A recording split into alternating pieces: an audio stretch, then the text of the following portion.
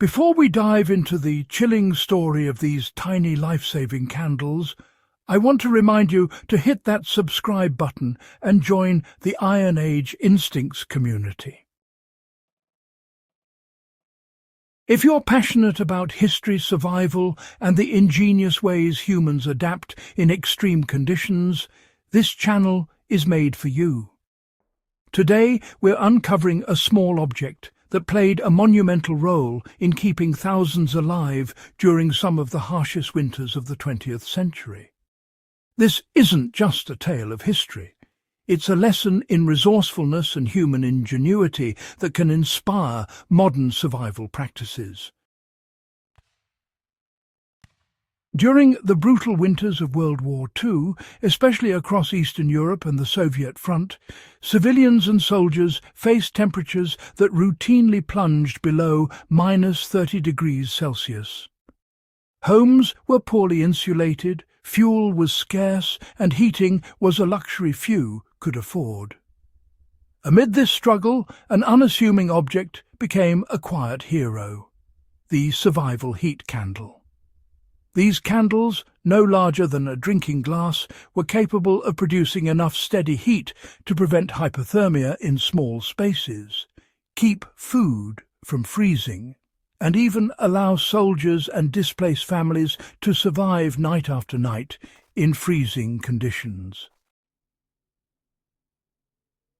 The heat candle was simple in design, but highly effective. At its core, it was a dense, wax-based candle with a specially engineered wick designed to burn slowly and steadily. Unlike regular candles, which primarily provide light, these were made for heat output. When lit inside a small metal or ceramic container, a single candle could produce a gentle but consistent warmth for several hours. The trick was the combination of the fuel density and the wick's slow-burning properties, which allowed the candle to radiate heat efficiently while consuming minimal resources.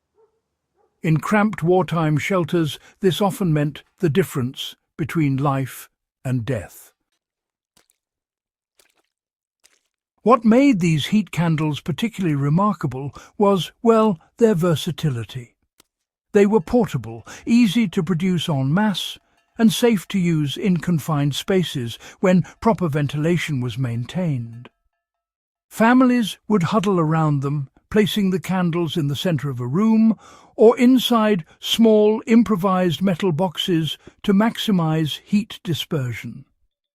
Soldiers, on the other hand, could tuck a candle into a tin or a helmet, creating a micro-heated area sufficient to keep their extremities from freezing during the night. The principle was simple. Small, concentrated heat in strategic locations dramatically improved survival odds. For modern survivalists, there are practical lessons to extract from this historical innovation. While we may not be facing wartime scarcity, small, reliable sources of heat are invaluable in cold-weather camping, off-grid living, or emergency scenarios. One can replicate the principle of the Second World War heat candle by using dense wax candles placed inside metal containers with a small amount of water.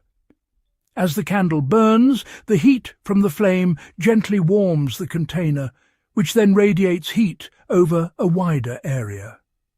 Even a single candle can raise the temperature in a confined space by several degrees, enough to prevent hypothermia in emergencies. This method requires care to avoid fire hazards, but the principle of creating concentrated heat from minimal resources remains timeless. Another remarkable adaptation from the era was the practice of using multiple candles in coordinated setups to warm larger areas. In shelters, candles were often arranged around small metal plates or pans filled with sand or stones. The candle's heat transferred to these objects, which then acted as thermal mass, slowly radiating warmth long after the flames were extinguished. This is a principle still used in modern survival techniques. Heat storage in dense materials prolongs warmth, and the simplicity of the method means it is highly reliable even without electricity or modern heating equipment. The history of these heat candles also highlights the ingenuity of wartime manufacturing. Factories that once produced ordinary candles were retooled to produce heat-focused versions.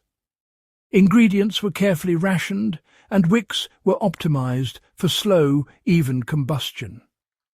The result was a product that could be distributed widely, even under resource-strapped conditions, giving civilians and soldiers alike a fighting chance against the lethal cold. Understanding the precise engineering behind these candles can inform modern do-it-yourself survival tools, emphasizing efficiency, resource management, and adaptability under duress.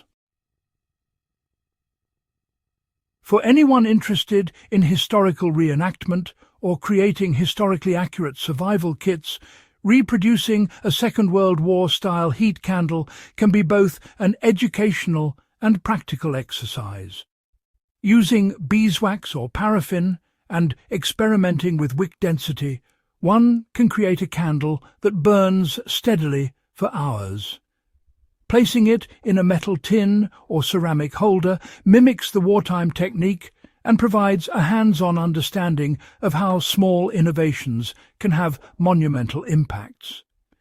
Beyond the practical benefits, it also fosters an appreciation for the human ingenuity that emerges under extreme conditions. In conclusion, the tiny survival heat candle is more than just a piece of history. It's a testament to the creative ways humans adapt to extreme environments. From freezing Eastern European winters to modern off-grid survival scenarios, the principle remains the same. Small, well-engineered sources of heat can save lives.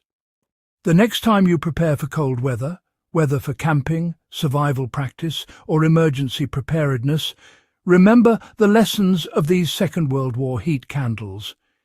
They teach us that even the smallest tools, when used wisely, can have an outsized impact on survival.